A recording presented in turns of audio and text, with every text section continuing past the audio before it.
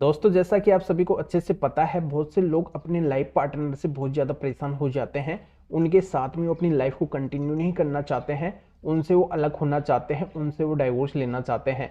तो यहाँ पे आज की वीडियो के अंदर मैं आपको एक बहुत ही महत्वपूर्ण फैसला बताने वाला हूँ।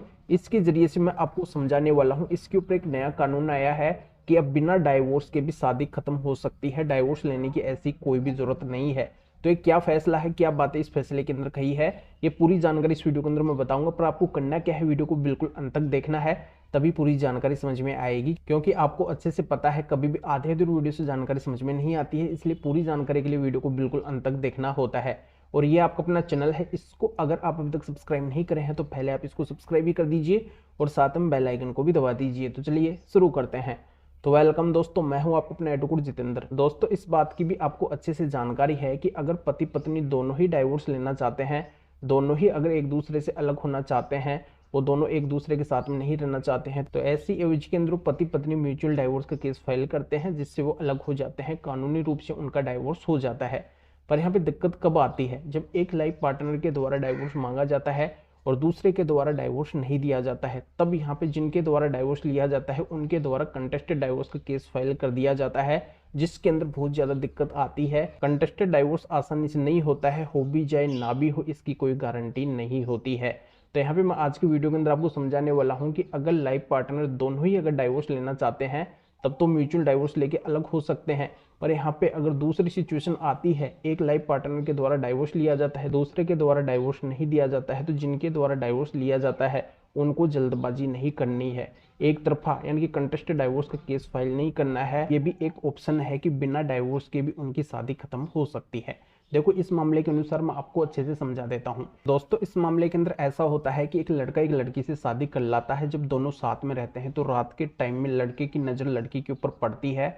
जब वो सोती रहती है तो सोते टाइम पे उस लड़की की एक आंख तो बंद हो जाती है, पर दूसरी आंख हमेशा खुली रहती है। ये है जो रोज उस लड़के के द्वारा देखा जाता है। फिर यहाँ पे लड़के को विश्वास हो जाता है कि इसके जरूर कोई बीमारी है। इस लड़की ने और इसके घर वालों ने ये बात मेरे से छिपाई है, मेरे को बताया नहीं है, मेरे साथ में बहुत बड़ा धोखा हुआ है। तो ऐसे करके वो शादीशुदा लड़का लड़की 3 महीने तक साथ साथ रहते हैं। फिर लड़के के द्वारा अपने घर वालों को भी बताया जाता है कि इस लड़की के ये प्रॉब्लम है। फिर उसके घर वालों के द्वारा उस लड़की के घर वालों से बात की जाती है, उस लड़के को भी बोला जाता है। ऐसे करके दोनों पार्टीज के बीच में गर्मा गर्मी भी हो जाती है, लड़ाई झगड़ा भी हो जाता है। फिर लड़के के द्वारा फैमिली कोर्ट के अंदर अनलमेंट ऑफ मैरिज की पिटीशन फाइल की जाती है सेक्शन 12 के अंदर, और ये बताया जाता है कि उसके साथ में बहुत बड़ा धोखा हुआ है। ये बड़ी बीमारी है जो उससे छिपाई गई है कि लड़की की एक आंख हमेशा खुली रहती है जब वो सोती है और एक आंख उसकी बंद रहती है। इसका मतलब इसकी ये बीमारी पहले से है। तो ये बहुत बड़ा धोखा हुआ है। इस आधार से वो अपनी शादी को खत्म करवाना चाहते हैं, नल एंड वॉइड करवाना चाहते हैं।